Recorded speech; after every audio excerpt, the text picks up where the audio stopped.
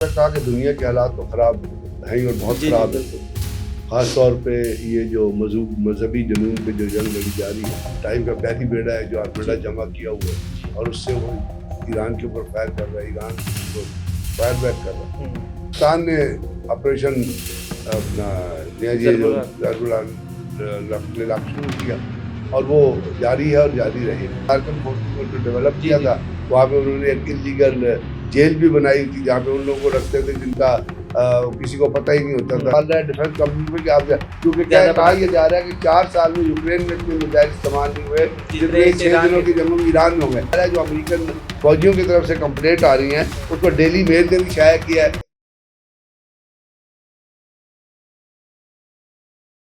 अस्सलाम वालेकुम जी, मैं हूं हसनैन चौधरी और हमारे साथ मौजूद हैं ब्रिगेडियर रिटायर्ड सैयद गुज़र अली साहब। सर बहुत शुक्रिया टाइम देने का। सर किस तरह से दुनिया की सूरत हाल जो है वो दिन ब दिन बदलती नजर आ रही है और हर तरफ जो है वो जंग के हालात हैं और ख़ास तौर पर ईरान और अमेरिका, इसराइल और जिस तरह से सूरत हाल उनकी चल रही है और दूसरी जानिब देखें तो अफगानिस्तान की तरफ से जो पाकिस्तान पे जो है वो दहशतगर्दी की सूरत हाल रही, अटैक भी उन्होंने किए और पाकिस्तान ने फिर एट द एंड जाके जो है वो जब वो कुछ नहीं मान रहे थे तो फिर हमने रिटेलिएट किया और फिर उनको बताया कि किस तरह से जो है वो दहशतगर्दी की जाती है और उसका कैसे जो है वो मुंह तोड़ जवाब भी हम दे सकते हैं और उसमें काफ़ी ज़्यादा जो है वो हमने उनके टारगेट्स भी हिट किए। तो अभी लेटेस्ट सिचुएशन क्या है? अभी पाकिस्तान जो है वो किस तरह कहाँ पे खड़ा है और अफ़गानिस्तान के हवाले से सूरत हाल क्या है? बहुत-बहुत शुक्रिया हसनैन। आपने जिस तरह कहा कि दुनिया के हालात तो ख़राब हैं ही और बहुत जी, जी, ख़राब है। बिल्कुल। ख़ास तौर पे ये जो मजहबी जुनून पे जो जंग लड़ी जा रही है, इसराइल और अफ़गानिस्तान, इसराइल और ईरान अमेरिका, और ईरान अमेरिका और की जानिब से। इसराइल की जिसमें अमेरिका शामिल है जी, और अमेरिका ने अपने दुनिया का सबसे बड़ा टाइम का बैरी बेड़ा है जो आर्मडा जी, जमा किया हुआ है जी। और उससे वो ईरान के ऊपर फायर कर रहा है, ईरान उसको फायर बैक कर रहा है। उसके साथ साथ पाकिस्तान और अफ़गानिस्तान, जैसे आपने कहा कि पाकिस्तान के सब्र का पैमाना लबरेज हो गया। जी, जी, बिल्कुल, हमने बड़े मौके दिए और हमने बड़ा बड़े मौके इंटरनेशनल लेवल दिए, पे बात इंटरनेशनल लेवल पे करी, बात की, चाइना को कहा बात करें, मुख्तलिफ फोरम पे बात ये की, सऊदी अरब को कहा बात करें, लेकिन कतर अफ़गानिस्तान की में भी तो लीडरशिप हुआ। भी सुनने के लिए तैयार नहीं थी। हुँ, तो उसमें पाकिस्तान ने ऑपरेशन अपना ये जो ज़रबुल ज़रबुल शुरू किया और वो जारी है और जारी रहेगा। इसके साथ थोड़ी-सी बात कर ले जाने से पहले कि इस इलाके में अभी थोड़ा कोई ऐसा बड़ा अफ़गानिस्तान की तरफ से कोई दहशतगर्दी का हमला फ़िलहाल तो होता नज़र नहीं आया, लेकिन बलूचिस्तान के अंदर हमने हालात उनको जवाब दिया ना या भरपूर अंदाज में जिस वजह से उनको थोड़ा-सा हुआ वो कि कर रहे हैं। हुँ, लेकिन बलूचिस्तान के अंदर फिर भी हालात ख़राब है क्योंकि सिब्बी में हुँ, सिब्बी से आगे एक जगह है वो गुलशडर नाम है उस हुँ, जगह, वहाँ पे दहशतगर्दों ने पुलिस स्टेशन पे हमला किया और नादरा के दफ्तर को जला दिया और पुलिस हुँ, स्टेशन को जला दिया। वहाँ से हथियार वो लेके चले गए, मोटरसाइकिलें खरीदी। इसी तरह खुजदार में एक जगह कड़क एक गाँव है आगे जी, और उसके इलाके में वहाँ पे खुजदार के इलाके करक है या करल है वहाँ पे, करेक्ट वहाँ मिस्टेक उन्होंने उस जगह को सड़क को ऑक्यूपाई किया और जैसे वो एक टेंडेंसी है कि थोड़ी देर के लिए नाका लगाते हैं, हुँ, वो गए नादरा के दफ्तर। यार ये नादरा के दफ्तरों पे और पुलिस स्टेशन पे अब हमला ये बीएलए और बीएनएफ की तो तरफ से नादरा हो ने रहा सख्त स्क्रीनिंग शुरू कर दी है ना कि अब जो अफ़गानी उन्हें शिनाख्ती कार्ड है। जी बनाए हाँ, हुए थे उस पे काफ़ी उसकी भी ज़्यादा जो स्क्रीनिंग किया कर रही जा है रहा और है। नादरा उसकी भी स्क्रीनिंग कर रहा है। बलोच जो लोग मिसिंग लोग हैं जी, उनकी जी, जो बिल्कुल। है, तो ये नादरा के दफ्तर पे ये कोई 5वां छठा हमला है और जब पुलिस स्टेशन पे वो हमले कर रहे हैं हुँ, तो वहाँ पे बलूचिस्तान में थोड़े हालात जो है वो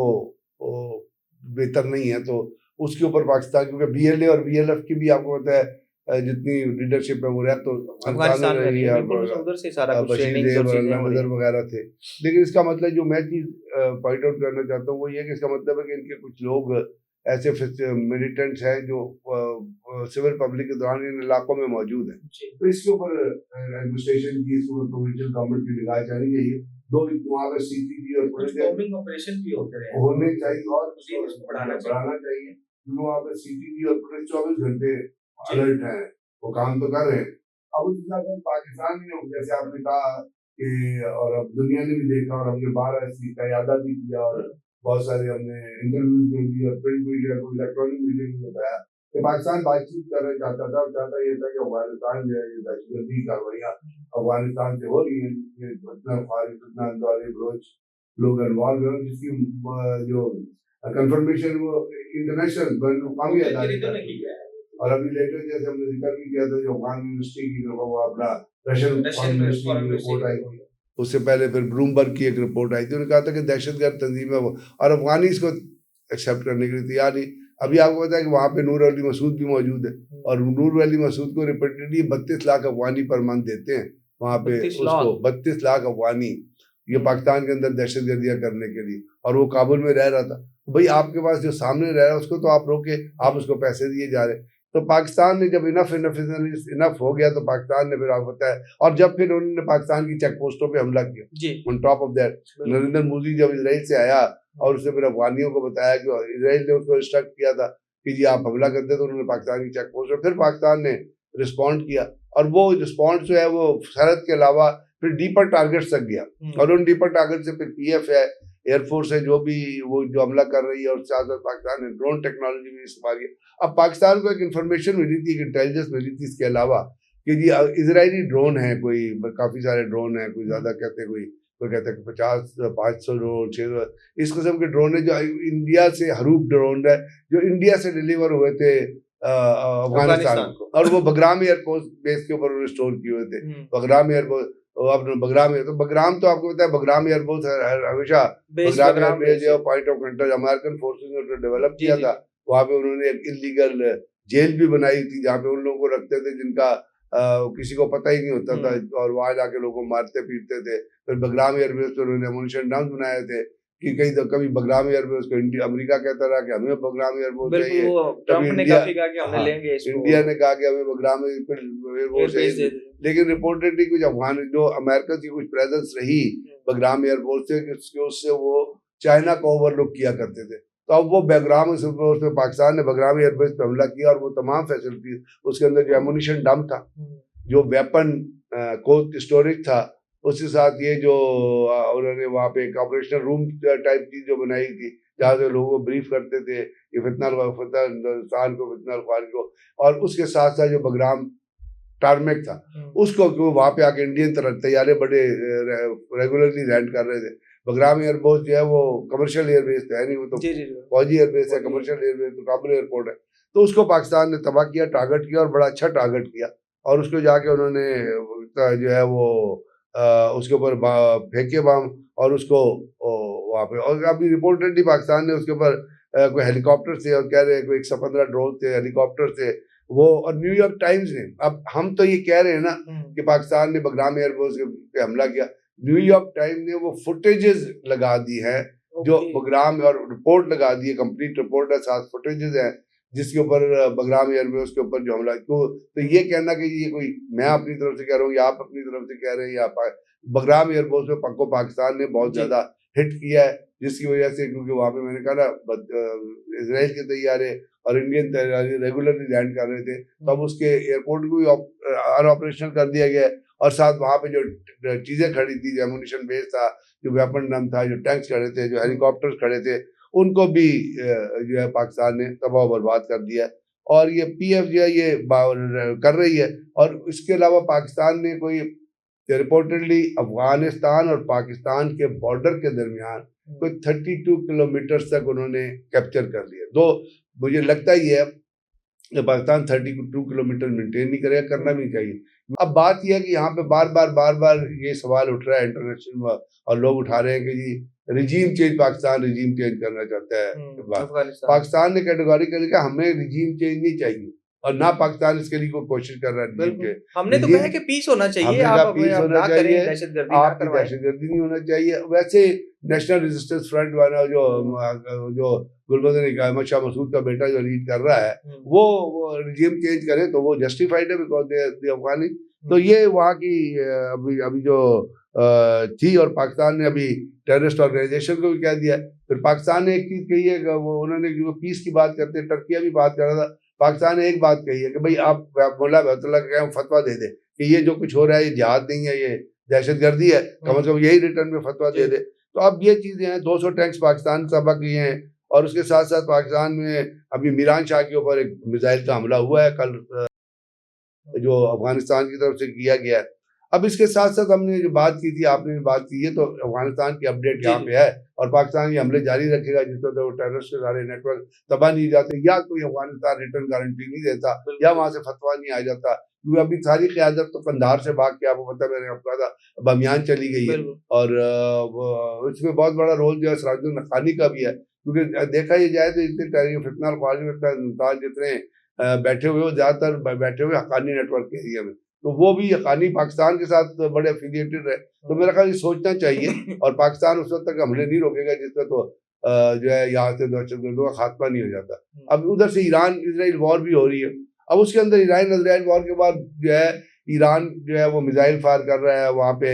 इंटरसेप्ट किए जाते हैं। तो मैंने कल भी आपसे कहा था कि ईरान के एक मिसाइल की कीमत अगर $1 से $4 मिलियन है मुख्तलिफ मिसाइलों की, तो जो वहाँ पे वो इंटरसेप्टर फायर होते हैं उसकी कीमत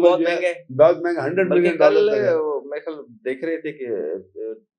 बयान था किसी का कि ईरान का मिसाइल जो है वो $35,000 का, और उनका $40 लाख लग चुका है उसको रोकने के लिए। अब देखिए 200 मिसाइल अगर फायर करें आप, 6 से 7 इंटरसेप्टर होते हैं, और उनकी कीमत $18 से $100 मिलियन तक आती है। तो वो ईरान, तो उनको तो ज्यादा नुकसान हो रहा है। दूसरा यही वजह है कि अब ईरान का अमेरिका के पास वो मिसाइल खत्म होते जा रहे हैं, टॉमाहॉक मिसाइल जो है, और इसलिए अमेरिका वो सदर ने, ट्रम्प ने कल